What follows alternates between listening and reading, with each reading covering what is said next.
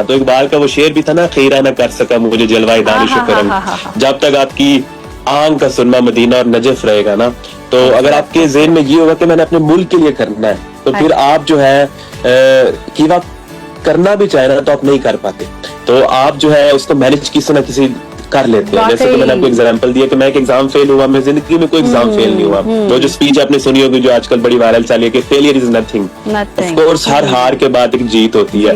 और फिर मैं जब देखता था कि ये टाइटल मुझे मिलेगा, डॉक्टर टाइटल, तो उसके लिए फिर दिन रात पढ़ना भी पड़ता है। आप कोई टिप्स बता दें जो देखने वाले हैं, जो तलबा हैं, जो स्ट्रगल कर रहे हैं या जो जर्मनी आकर पढ़ना चाहते हैं, उनको कोई टिप्स और ट्रिक्स बता दें तो अच्छा ही होगा।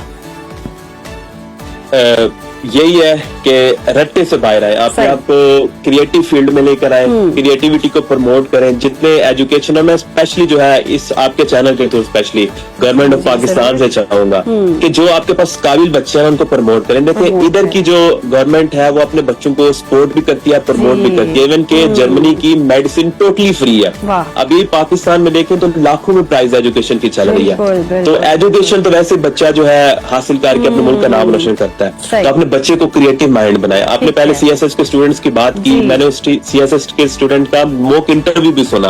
यकीन करें उस मॉक इंटरव्यू से यही पता चल रहा था कि उसमें पता नहीं कितनी किताबें रटी हुई हैं। तो रट्टे से बाहर आए, क्रिएटिव माइंड बनाए। जब आप क्रिएटिव होंगे ना, आपको दुनिया भी जो है इकबाल की तरह मानेगी और फिर दुनिया आपको पहचानेगी भी इंशाल्लाह। तो कोई ऐसा भी मोमेंट जरूर आता है जब बंदा फील कर रहा होता है कि नहीं शायद मैं ये नहीं कर पाऊंगा, कमजोर लम्हात होते हैं और कुछ लाइक आप बड़े डिप्रेसिव होते हैं, कुछ ऐसी भी मराहिल आए हैं जिनसे आप फिर गुजर कर आज वाकई वो खुशी हो रही होगी कि वाकई मैं तो एम ही परेशान हो रहा था।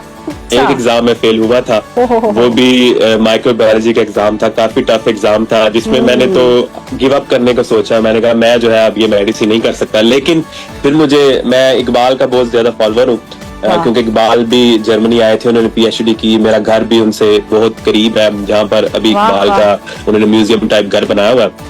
तो मैंने अब इकबाल को देखा, मैं कहा इकबाल भी तो जो वहां पर पढ़ के और पाकिस्तान के लिए काम करता है और फिर पाकिस्तान हमें मिलता है। एक ड्रीम थी ना कायद आजम की और इकबाल की कि पाकिस्तान बनेगा, तो पाकिस्तान अल्हम्दुलिल्लाह बना। तो इकबाल ज्यादा जीपीए हासिल करना यकीनी तौर पर आसान नहीं है, और मेडिकल की फील्ड में तो रोजाना कितना को आप पढ़ते हैं, क्या रूटीन है, कोई स्टडी प्लान भी हमारे साथ शेयर करें ताकि जो बच्चे रेस में थोड़े पीछे हैं वो भी आगे आ सकें।